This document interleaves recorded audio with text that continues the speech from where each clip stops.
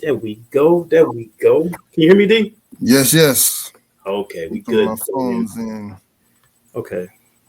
Sorry about that, everybody. Sorry about that, D. I had to work some stuff to get this to work the way it's working now. Um, is it a little We lag on are. my end? No, no, no. You're good, Joe. Right.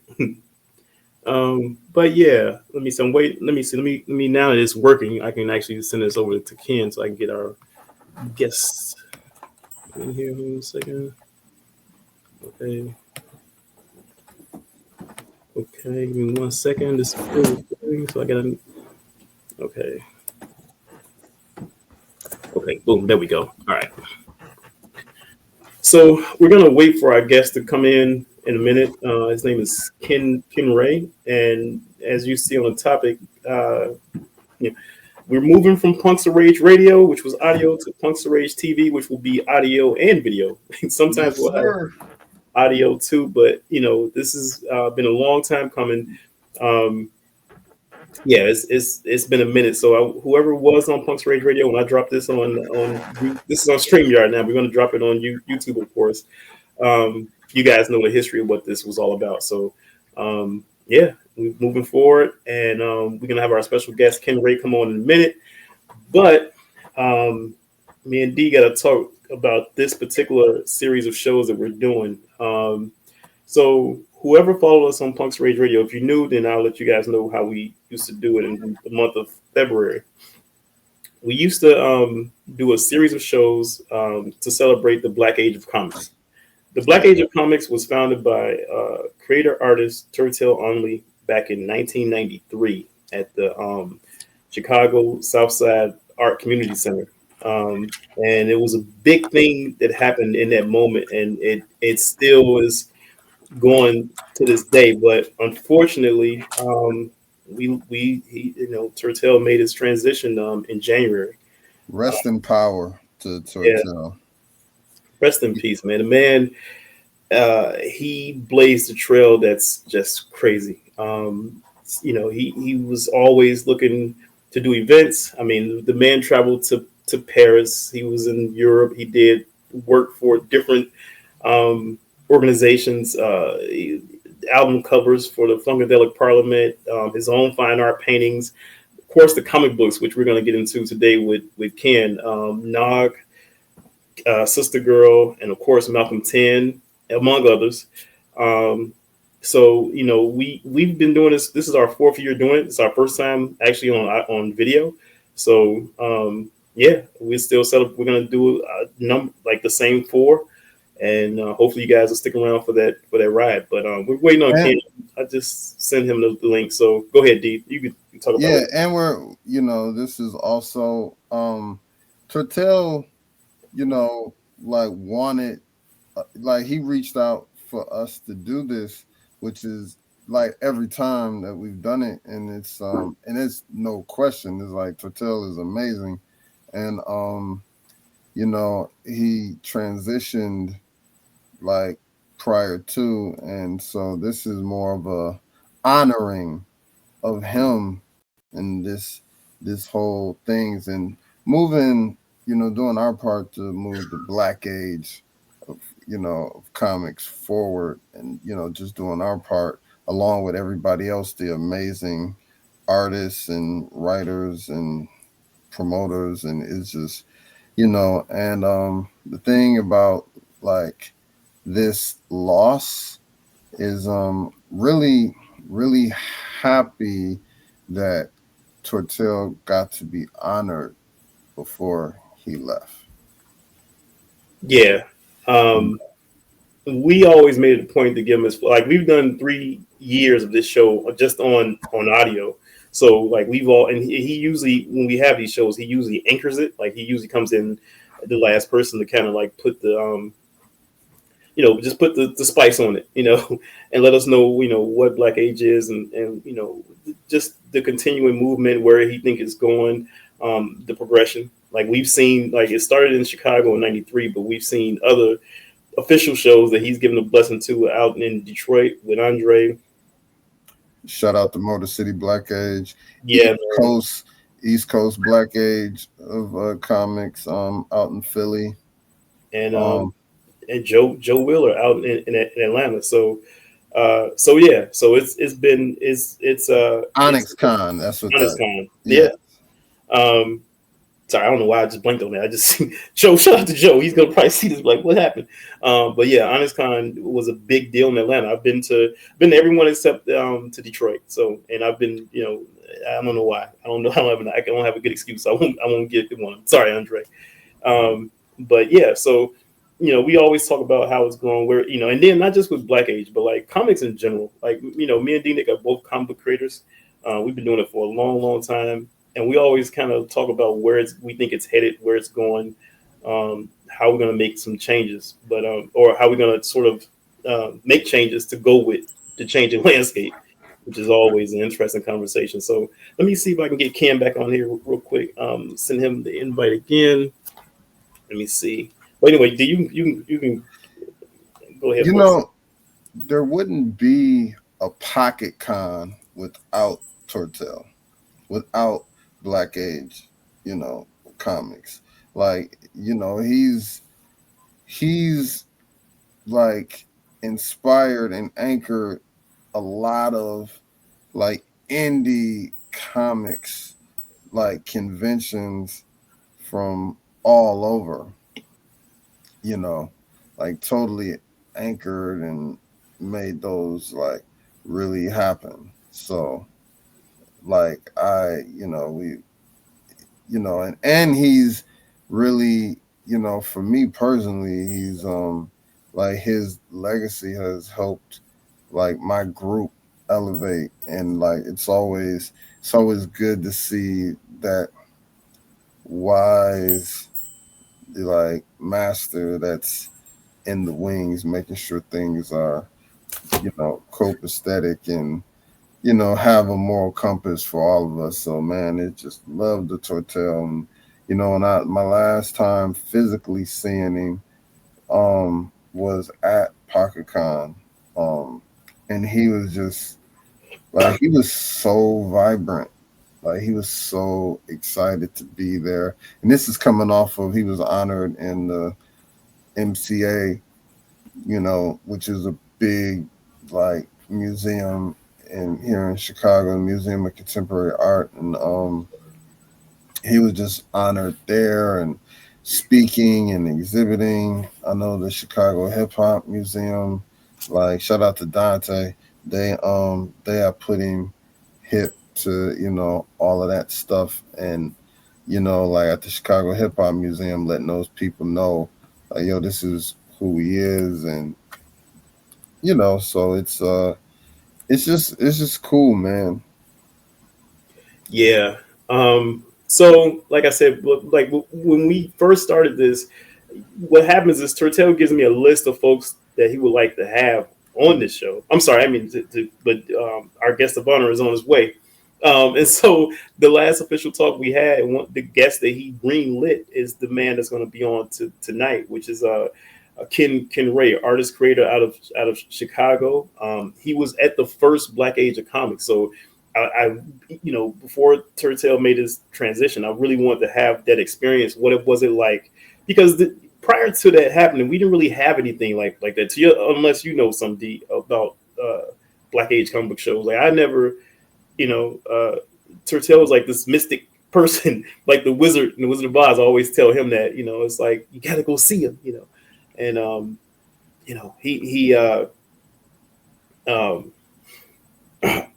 um, he invented this thing, so we could have a place to congregate, like creators. And he always just say it's called the Black Age of Comics, but it's for everybody. It's for everybody. But the spotlight was on Black creators and characters. So and it took a lot of guts, a lot of anybody who ever organized an event, you know how much it takes. But anyway, I don't want to keep going on and on. I've been going on for a minute, but what I want to do right now is bring on our guest of honor. Like I told you before, he's a creator, he's an artist, he's a mentor. I've known this man for probably 20 years. And he's gonna come and chop it up with us about the Black Age of Comics. Give it up And, for Ken Ray. and where we streaming that, Joe? We're gonna be on you. This is just a recording now, but we're gonna be on Okay. YouTube after this. Like this is Make gonna. sure make sure to hit that like, subscribe, and that bell, Yeah, and definitely. And please do. again, blessings to Ken Ray, There he brother is. Ken Ray. Man, Good evening, gentlemen. How are you doing? We're good, brother. We're good. Good, good, good. I've been getting so many phone calls of Mr. Only and about how they have their memories and their feelings of what he did, how he did it, and what he wanted to do to continue to do the stuff that he wanted to do. It's really a unique opportunity and honor for me because of the fact that basically if it weren't for one major event, I would not even be the person that I am now. mm, Mm. Um, well, to get started, I would actually say that I met Tortel at the Southside Community Arts Center. At that time, I was busy with Mr. Gerald Sanders. That was the teacher at the time, and I was in his class. During the course of in the class, um, this big man shows up and he says, "Hey, you know, I need somebody to go downstairs and be with me. And do they have a lot of artwork?" And of course, I'm the only one that's up there with a couple of other people. And I was like, "Yes." And Jill just motioned me and said, "Hey, you take him, go on downstairs."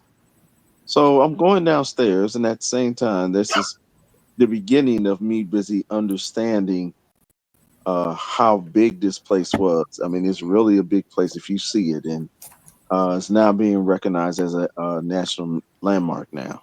As you yeah. probably. Nice. So I go downstairs and I go to the art display, and at that time he said, "Well, you know what? You need to put your stuff up, and basically you're going to be here for a while." I said, "So what am I going to actually do?" He said, "Well, you're going to be in the gallery showing, and you're going to be in this thing that we have called the Black Age of Comics." And I'm like, "Wait a minute. Do I get a chance to say yes or no to this? Because no one ain't really brought me up on the information on it." He said, "No, you're here. So just do what you got to do. Answer questions. Answer questions. Um, talk about your characters, and basically, if you have to tell a story, basically come up with." I'm like, "Well, I don't have anything." He said, "Look, don't worry about it. Just that they will understand and appreciate how you being a creator." So I said, "Okay." So the event happens, and in the course of the event, a lot of people comes up and see some of my work and my earlier work, and I was still in development, so to speak. And basically, I end up busy telling them, I made up whatever story that I could in order to facilitate what the characters look like. A lot of people, surprisingly enough, got so interested that they was waiting for the books to come out, and I was just there on So, as an opportunity. So when the event was over, he comes over and he said, "Hey, did you have fun? Did you have a good time?" I was like, "Yeah, I actually did," because I didn't know what to do. I didn't know what to expect. He just like put me in the middle of the water and see if I was gonna sink or swim. So he said, "Yeah, you know what? I think you're gonna do pretty well." And from that time, that's what started me on the journey of busy going to his other conventions.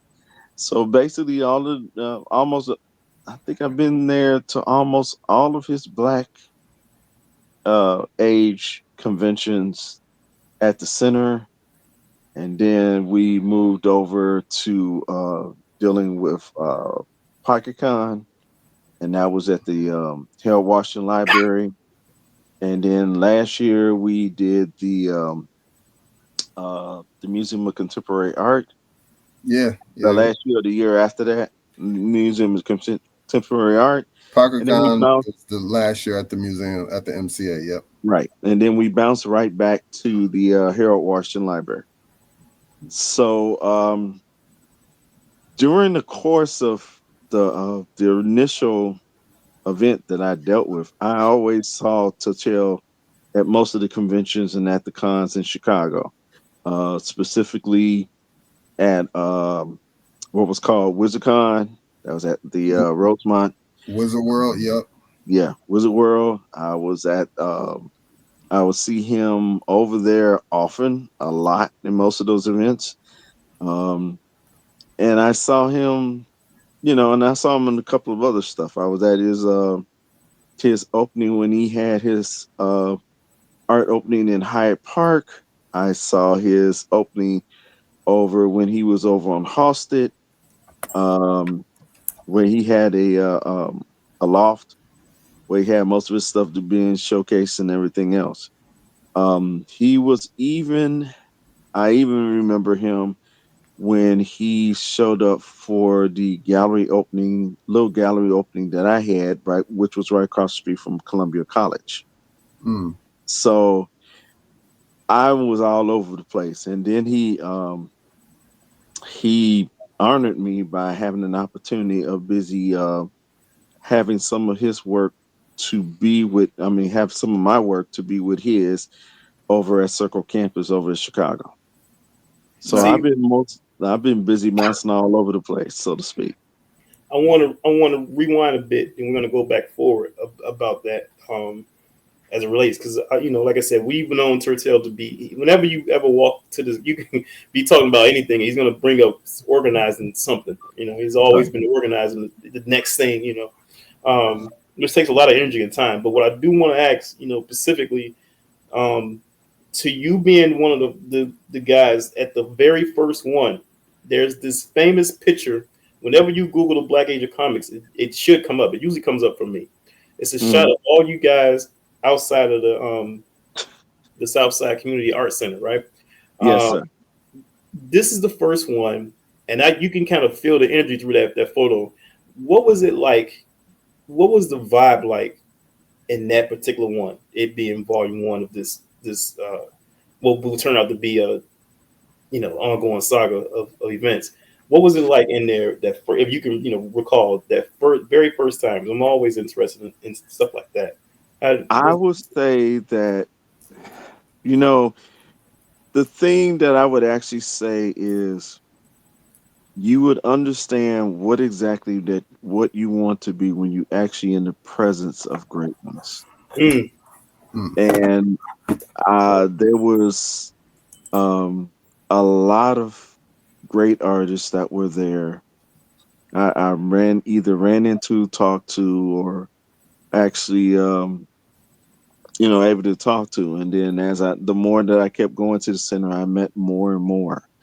The picture that was taken in 1999, where me up in the front row, that was really deep because I didn't, as usual, every time I go over there, it was always something different. It was always something that was unique. The creators and the artists was there busy showcasing their stuff during Black Age. Um, and when they was doing that Black Age, they was doing everything from busy doing gallery showing. I mean, they was either showcasing their art in frames or actually calling themselves busy having their own comic books or having their own illustrations. So it was many levels of creativity in different stages. That's the best way that I could put it. So by the time we end up busy going out to expanding over to PocketCon, most of those artists got it pretty much established. Plus, most of the other artists came from out of town. Like, oh shoot, it was a lot of artists that came from out of town. I think there was some that was coming from Detroit, and I know some stuff and some artists that was busy coming from New York. And in both of those cases, um, Tortel pretty much organized a lot of most of those events. Um, that's when he also was bringing out his Rhythm Nation apparel, and he would rhythmistic, do the rhythmistic. yes, That's yes, that's coin his phrase. That's like synonymous with that man. If you Yeah. ever ran into him, rhythmistic is like his catchphrase. Go ahead, Ken. yeah. He was throwing his t-shirts. He was doing his jackets. He was busy pushing his books. And it was really interesting, especially you get when it get down to the point where even most of the artists had an opportunity of busy illustrating some of his characters. Okay. Even I call myself busy getting into the middle of it. I remember one particular situation when we was at one of his locations for Age. I introduced him to a picture of how I did my rendition of Sister Girl, and he pretty much freaked out because I ended up busy doing it with a little more of updated style. Um, Tortel was always specific as far as with how he wanted his work to be represented. That I will underline, cosign, and highlight. He was really on that, and not only that, the legalities of it. Like he wanted every T crossed and every I dotted. But anyway, hold on, Ken. Dave, you got to jump in for a question that No, I was, because that was I'm on the committee, planning committee for ParkerCon. Hmm. So I was that conversation about, like, everybody wants to honor Tortel with, like, certain artists, like that suggestion came out, let's do artist renditions, like, of his characters. Right. And it's like, we should get that cleared with an The people assistant, that be, yes, I because understand. he doesn't, as someone who knows him, and Elgin, shout out to El Okari, he also was like, oh no, we definitely need to get that cleared before, Mhm. because he and I've seen people start doing it, and just artists just being artists, just doing it. Right. I'm like, he didn't really like that. Right. Right. I understand. Yeah, See, that's the reason why it's I'm saying, being an artist myself, the most important thing that I actually learned over the years is the fact that when you create something, it's already your baby. And then to make matters worse, you want your baby to be taken care of. If you want somebody to actually recreate it or whatever, you want to see from the development how they want to stylize and make it for what it is. Um, Tortel didn't pull no punches as far as with how much he appreciated his creations. And then I just recently found out from doing some research how deep the rabbit hole he is. I didn't know that he ended up busy calling himself doing some illustration for Rolling Stone and from Parliament Funkadelic. yeah. Yeah, don't look at me like that, Joe. Yeah, that's how no, deep he no. got. The reason it's a weird thing because we years ago when we was doing the shows on radio, I researched them. It was the first one, right? Hmm. And me and Turtel had talked, of course, but I didn't really, you hear it, but you kind of like once you really kind of break down. I researched them really, really good. I went deep um, to try to find more information and to see his early on too as a teenager from going over to like Paris and doing work over there at the Sorbonne. Then coming back and working with P Funk himself of Funkadelic Parliament Hmm. was crazy. And then it makes me wonder. And this is going to segue perfectly to the question I got next for you. And of course, going to the Art Institute of Chicago 2 times and Okay. graduating. That's crazy. And one degree is in art therapy. He was a for people who don't know, he spent a good chunk of his career teaching art. Yeah. At both at the high school level and the college level. Oh yeah. Right. But yeah, and then he come all the way back, and now he's in the early '80s he gets into comics. I mean, late '70s, early '80s. When let me say this, doing comics was difficult. Creating them and getting them published was difficult. When I came into it in the '90s, '95, and it was difficult then. If you did a color book, you had to know how to do the CMYK color. It was a lot for an indie guy, and Right. I'm only a kid. So, and then he spent a good chunk of his career doing comics and making a name for himself with Malcolm Ten and Nog and Sister Girl and all that.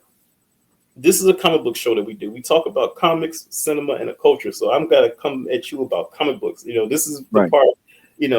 What made you? What I always ask an artist, what made you want to, out of all the art mediums to go into, I'm specific to you, kid. What made you? What was the attraction toward doing comics and getting into the culture and then producing them and making your own characters? What was the draw to it? What got you into Okay. it? So on the real lowdown, let's start this from the beginning. Go. Jack Kirby Okay. and Mr. Lee, Jim Lee, Stan Lee. Stanley. Stanley. Okay. Man, Why I Stan saw was the you gonna be man. on YouTube, but I didn't mean to Stan do was this the to him. But man. Stan the man. Hold on. Let me clarify. yeah, Stan was the man that had the voice of intelligence. Now, this is how I'm gonna say this. It's the voice of intelligence because what people did not understand about all of the books from Marvel, they had high intelligence, college standards. That's the reason why most people could not call themselves busy, recognize, or appreciate all those nice big words that he was throwing down. mm, Okay. Then you got to the point where you get to our favorite black comic book creations dealing with Mr. Dwayne. Dwayne was busy throwing down everything from Justice League to Static Shock to Hardware. Dwayne McDuffie. Yes. Yes, sir. Okay, go for Yes, it. sir. Just so people out So there know that specific Dwayne. he was Yeah. throwing down he was throwing down serious concepts. And the fact that he was able to make a deal with him and his company to make a deal with DC to say they can actually busy do worldwide publication was a big monumental push for us as color. Okay. It put everything on the map as far as with how everybody else was busy dealing with diversification. Right. Um, at the same time that I will actually say that Tortel made a monumental leap in busy reminding us that for all of his characters, the creativity was a little bit more than just doing his books. He ended up busy bringing up as far as with how we have to represent ourselves as being creators as ourselves. And it was kind of hard as far like it was mentioned. It's kind of Yeah. hard doing comic books during that time because the fact that we wasn't being recognized. Yeah. We was also dealing with the fact of dealing with nationality and color. And the thing is, even though we made some strides as far as we're doing that, I mean, I just got finished talking to somebody recently concerning about how the history of Black Panther came. And then that blew them away because it was done by Jack Kirby, but basically in two issues, he got Black Panther put on the map because the second issue he was busy. He was asked to call himself busy drawing white people, and the white people that he did was the book that actually called himself busy making a breakthrough because he was fighting the KKK. Mm, So when you end up looking at how the knowledge looks like and piece together that knowledge to what you want to do in whatever field and form that you want to represent, that's when it becomes big as far as with us for Black History Month. I mean, I just called myself busy having a conversation with somebody that said that they didn't know about a a science fiction television series called Mantis. And oh the reason yeah. why yeah, and the reason why I brought up Mantis was because the main person that called himself busy being Mantis ends up being in the current nowadays Captain America. Matter of fact, he's in the new Captain America, and he Carl was Lumley. Carl yes, Lumley for certain. Oh yeah. he's being represented as the first Captain America from the book, the first black Captain America soldier dealing with experimentation, and he was modified, but he was busy only he was only set up for doing secret missions, which is why nobody could not recognize him. They kept him classified. So Mm, the thing is, when you end up busy dealing with the world of how black creation and creativity is being represented, Tortel was still pushing his concept, and it was pushing the way that he wanted to actually not only just pushing what he was doing with his books, but he was pushing the way that we wanted to see ourselves being represented. Right. And I give him some respect on that, because the fact it was kind of hard to explain to a lot of people why you want to get into comic books, but at the same time, you're you want to be a creative and you want to be a comic book artist. And the thing is also that I just recently talked to somebody recently, earlier this week, about why comic books was important, especially for us, because of the fact that we was dealing with literacy. Most people was not able to read. Most people was not able to write back in those days. And basically we needed to get some clarification. But at the same time, as we was reading and writing, we showed knowledge, we showed wisdom, and we show a certain level of experience. That's why I go back to Marvel, because Marvel to me represented the fact that you had to have a good vocabulary and a good glossary in order to understand some of the words that Stan Lee was busy throwing down. Now, as far as with the artwork, we can go everywhere from uh, Jim Lee, who called himself busy making the X-Men one of the most number one comics on the planet. And then he through all the issues, he made more than $1 million on busy doing that for Marvel. We can go to the point whereas we can go to Image Comics, where you actually call yourself busy seeing those same artists call themselves busy transitioning to having their own book, which was busy funded by Marvel, to actually create their own different um, Wait, creative section collection of characters. I want to go right into that moment. I want to when the image came into being, and then, well, D, if you got a question, you can go. But I got some. You can go. If you're not, I got a couple I things. well, you know what? To connect to, I did have a question, but I can wait with that. To connect with what you said, and and definitely, like, I love the Mantis series, and that actor, Carl Lumbly, like, also voiced Martian Manhunter on Justice League. He was Mm, amazing. Like, people don't really catch that's the yeah, same about that. You're cat, absolutely as right. well as like Mantis is a Sam Raimi creation, Hmm. Hmm. But man, my question about, like, to connect to Joe's, like, going in the image happened, and or was happening and just really starting to cook. And my question is, do you think the deal with DC for with Dwayne McDuffie was a good deal at the time? Because there's a point of view that feels like that could have been another, like, image, and more so the black image. And if they would have just not did the distribution deal with DC, um they retain ownership, but the distribution was through Detective Comics.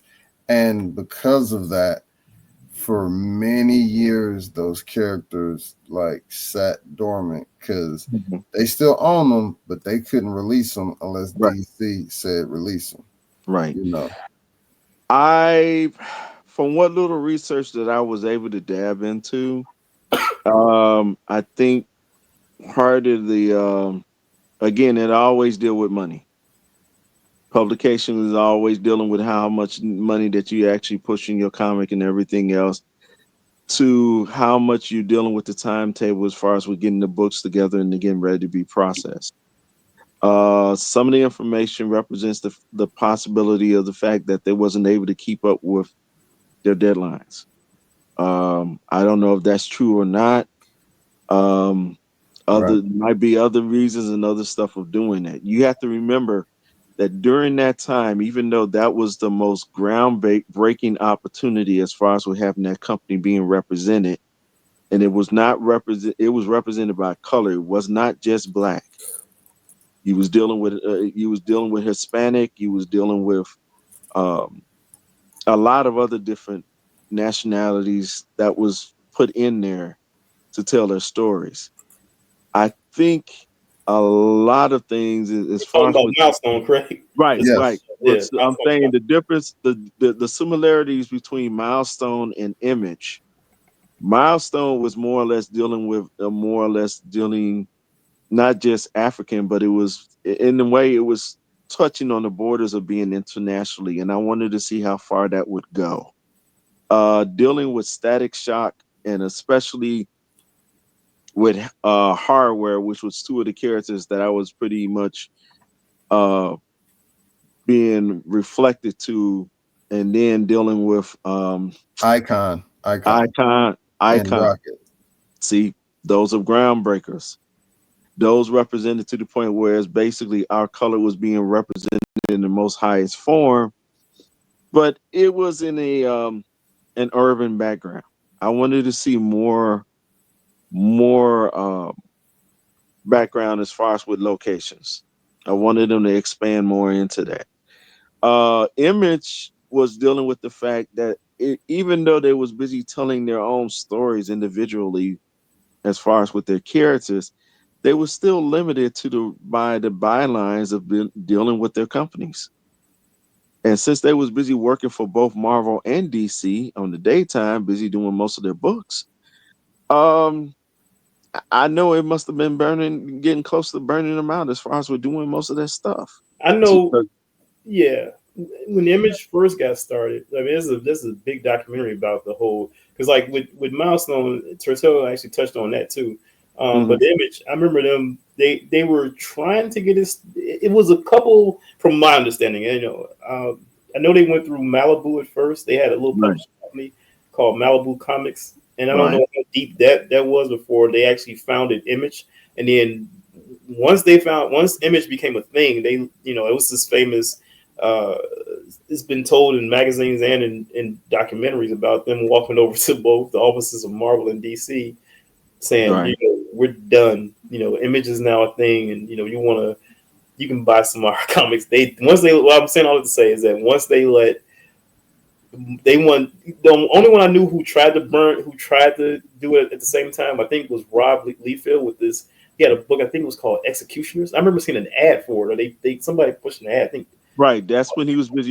He was following up with his own line of books. Yeah, and that was during Yeah. the time he was working for Marvel. He Right. was like, "Look, man, you either do that or you do us. You can't do both." And I think that right there fueled the fire for him. Once Todd was on board, they went and did that thing, and it's funny because during that time, so my mother, I was just getting into comics. She don't remember this, but she put this article about Milestone on the chair of mine. I was a kid. And she was telling me Right. about. She put it in there, and I remember the Milestone story is very similar to Image, and Turtel talked with them about that when they was conceiving the idea. At least from my knowledge, if somebody see this and Right. comment otherwise, then by all means. But he said that he had talks with them about that, but. Um, yeah, man. Do you got another one, or I can go? Oh, I mean, do you think it was good for Milestone to do the deal, or do you think it just was what it was? Because there was a fear from DC to be like, yo, this might be bigger than Image. We gotta put our stamp on it. Well, first off, let's clarify. Image was busy dealing with most of the artists that was dealing with both Marvel and DC. So Yeah, they but was they both. had all left though. No, no, no, no. This is what I'm saying. Hmm. They was dealing with both Marvel and DC as far as with dealing with their day jobs. Their evening jobs, they both came back to their own individual stories. Jim Lee did Stormwatch. Um, you got Great books. Great, Liefeld. You great just mentioned Liefeld as far as we're doing his version of Captain America. You got Mark Silvestri that was busy doing some stuff for Top Cow. Later he created his own company called Top Cow that was also under Image. So Yeah. all of those that was under those umbrellas, they even though they had um a lot of creative energy to create their characters. They was dealing with deadlines, busy keeping up with their own stories. Milestone, on the other hand, didn't have those limitations, but at the same time, from what I'm busy diving into that, they had the art, they had the artists, they had they had limited creation. I don't know what the coloring what stuff was, because at the same time, um, that was the beginning of busy dealing with color separation, which later on became part of dealing with Photoshop. So that was also limiting on that. So at the same time, remember, we also dealing with the money. So the publication was able for them to go international. If they was able to go international, that means that every country would know what Milestone Storm could do as a breakout. But at the same time, I don't know if it was difficulties with the deadlines. I don't know if there was issues considering how people was doing their work. I don't know if they didn't like most of the books. So all of those things comes into a conflict. And if you're an independent artist now, you should more or less have the feeling of most of that stuff, because the fact that it's one thing to sit up and say that you're going to do a book and run everything by yourself. But it's another thing when you're busy going under a company and you're busy following by a contract to have a certain amount of books put together so it can get published and can be distributed. I got a question. Um, I know I've seen you at all a bunch of from the small indie shows to the major shows, right? And a lot of times you'll have a bunch of kids with you that you mentor in this great realm of comics of ours. We talked about how this thing got started and some of the stuff that happened in the past with Image and Milestone and even the Black Age of Comics. And me and Dee talk about this on the radio show Yes. time. What do you see when you look when you have your kids in tow? And what do you see? What's the difference between how they're at least from what you've seen, what they're inspired by genre wise to create, or is there a difference from when you say back in the day, back in the '90s? Is there a difference in their inspirations and how they attack this, or how they go about making their creations? I've seen several. There's been a bunch of kids that you've Right. been. I've seen some of that their work too. So, do you think the approach is different now? Well, Than let me back up a little bit on adding on how I was busy talking about as far as with the dedication for Tortel. okay. Um, what Tortel did was started to get me motivated. By he got me motivated, I end up busy. Some of the credits is I work for the Chicago Boys and Girls Club for Chicago, as far as with being an art instructor as well as a counselor. And then from there, I was even before that, I was in the Mayor Daley's specialized program for kids as far as getting ready for their ACTs. So they had to learn about their math and their English. Mm. And then I end up busy getting the current. So let me fine tune that a little bit more. The one for the for the ACTs for the test, how that ended up working was the fact that basically while I was busy in that program, I was busy still working on my art. So I would take my portfolio with me. Next thing I know, I'm busy. A lot of my kids was busy getting inspired by looking at that, and then from there, when the teachers and them know that, they wanted me to start a program. That's where I got to start my first program as far as with the kids. They was inspired and they was motivated because of the fact that basically during that time I had an opportunity busy working at a company that was in Chicago, and that company led me to going to cons. I went to C2E2, and then I went to ASIN. And in both of those cases, the kids were more motivated and fired up by going to those cons because they was able to see everything. They was able to see all of the characters. They was able to see all of the works and everything else. They was buying the books and everything else. And even with my program that I later started dealing in the Chicago public schools, I would take them to a lot of during that time we had uh, school art galleries where the kids would actually call themselves busy setting up their own projects and showcasing. And we would have some of the books I would get from Free Comic Book Day, and we you understand about how Free Comic Book Day was a benefit. Yeah. In all of those cases, when I was talking to most of the not the parents, I mean not the students, but the parents, they was busy sitting up there saying, "Well, the comic." One person came up to me and said, "Well, you know what? The comic books is okay, but I think they're a little bit violent and everything else." And I had to more or less remind them basically how are you going to get somebody interested in busy looking at something. And then at the same time, I was busy saying, well, hey, I had explained to them about the history of comic books. Well, the history of comic books was dealing with paranoia during war, paranoia, uh, propaganda. I'm sorry, propaganda in World War III. Yes. Whereas basically you had to more or less had to World have War something to Two, motivate and No, inspire the no. troops. World War Yeah, Three, yeah, two. World Was War it Two. three? Oh, it's two. two. Okay, two. I'm sorry. Thank you for clarifying that, D Nick. I appreciate that. But during that time, that's what they had to do and inspire the troops. So basically, they came up with the books. And then later on, as far as we're dealing with in the social gallery, we was busy dealing with literacy. Most kids was not able to call themselves busy read and write and learn as much, but they was inspired by comic books.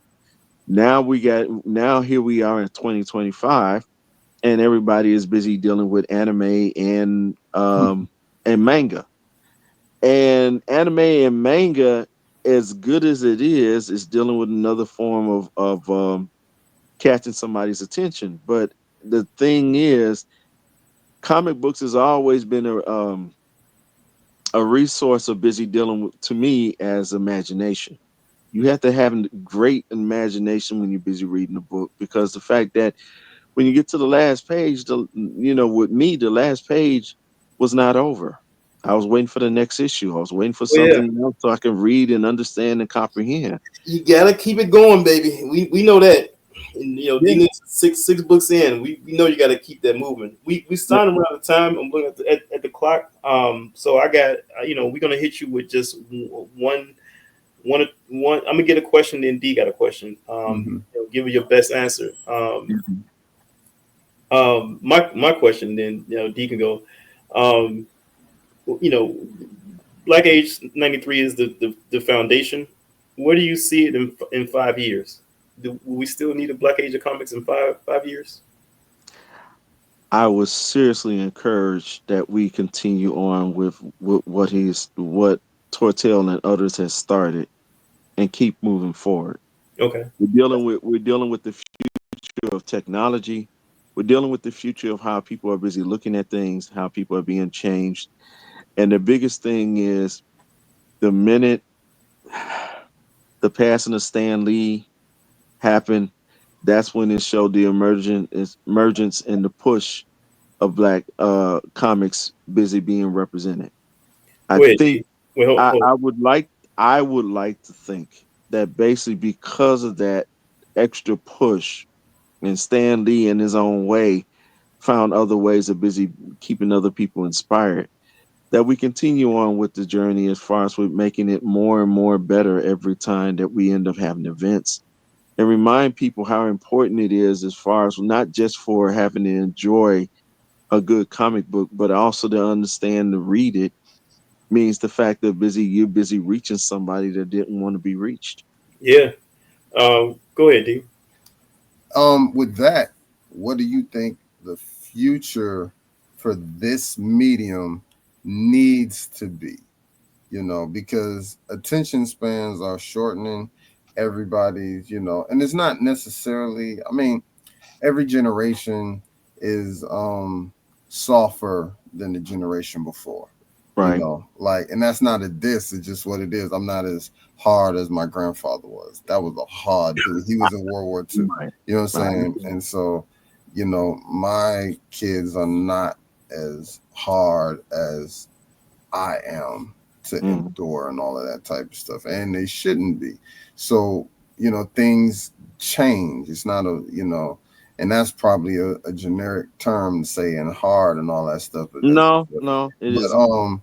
but like, what do you think the future for this medium of comics needs to adapt or do to stay around? I'm going to say this, and I know that it might cause some controversy, but because of the way technology is moving forward, we have to move forward as far as with how we deal with our creativity as well. We have to use all of the tools as an artist to the fullest extent of busy communicating to to people who is not creatives and who are not artists.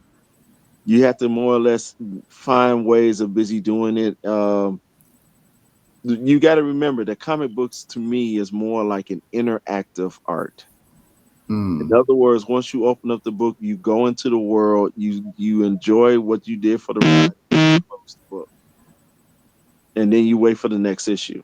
And every issue gets better or worse depending on how you're dealing with the world.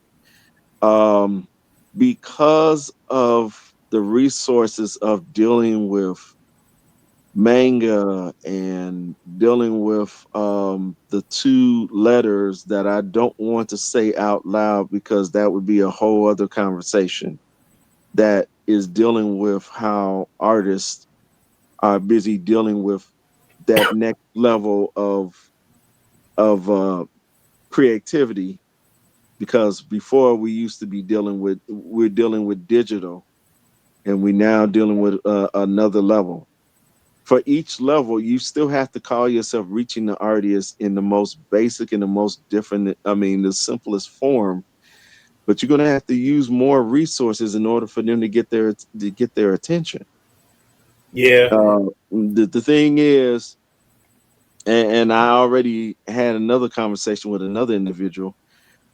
He was busy saying, how can we actually call ourselves busy getting children's stories more interactive as far as with kids? Well, I was like, well, have you looked at places like Netflix, where basically their kids' stories is busy dealing with um, everything from Blender to 2D to 3D representations? Disney is busy um, is trying to cut down on busy using the stuff from most of the anime that they've been busy using with them as far as with the style. The thing is, like I said, whether we want to or not, progress is going to find a way to have us look at something different.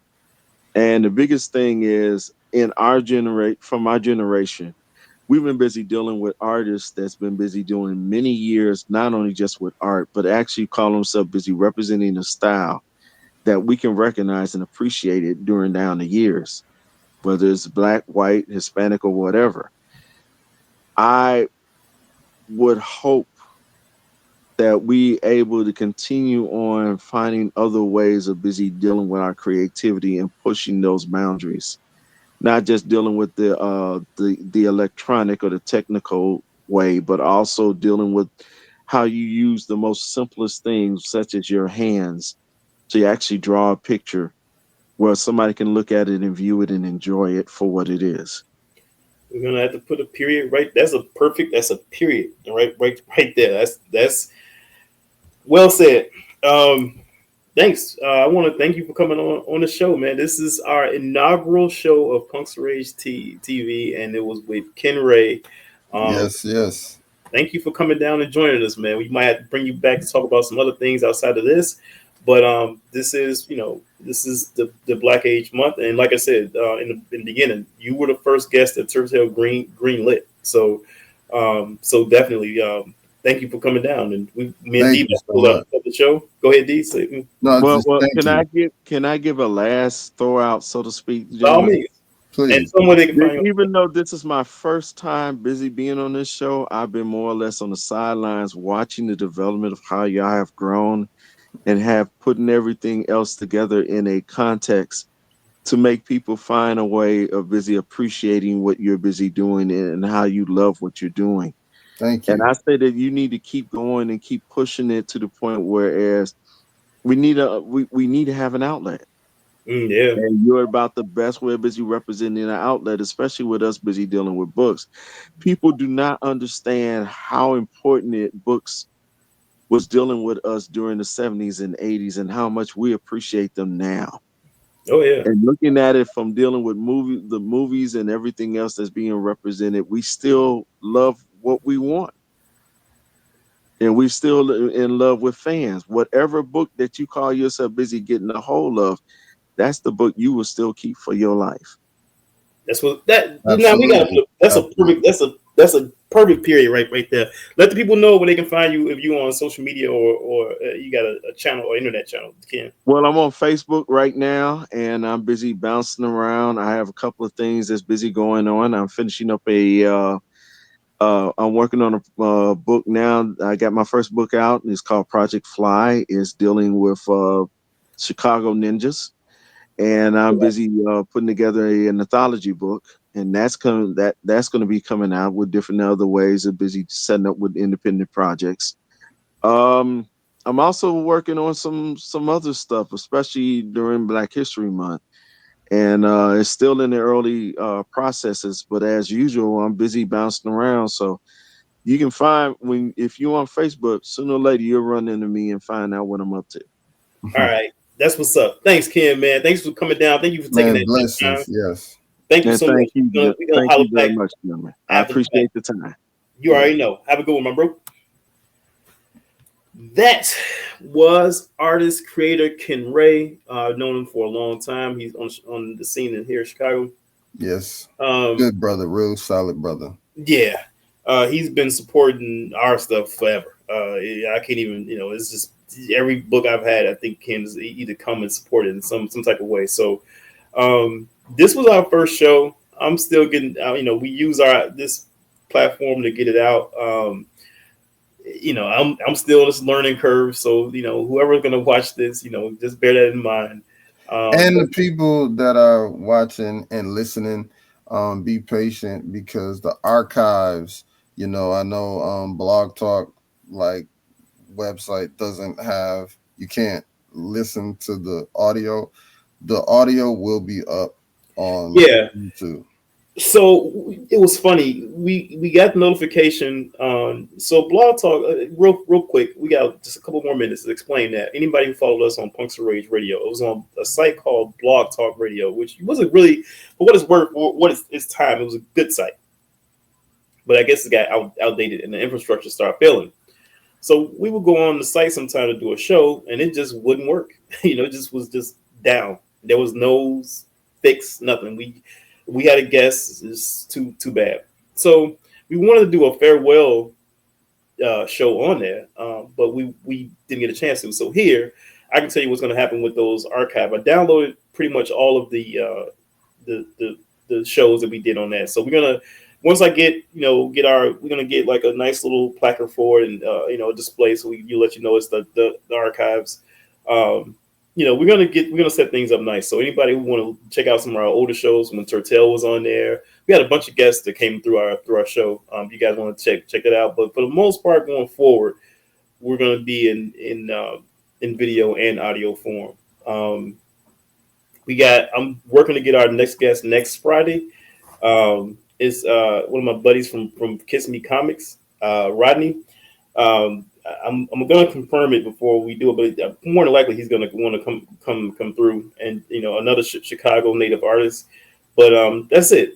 But thank you guys for supporting us on the Punks Rage Radio Show, and then thank you guys for joining us on this journey as we go through Punks Rage TV. We appreciate it, man.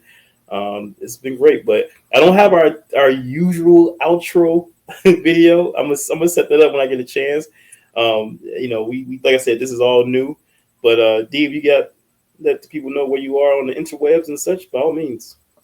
Escape from Babylon Volume 6 is out now. Make sure to cop that off of the Microphone Misfits .com. You can go get it directly from the Bandcamp, Microphone Misfits Bandcamp.com. But you can get a link to that.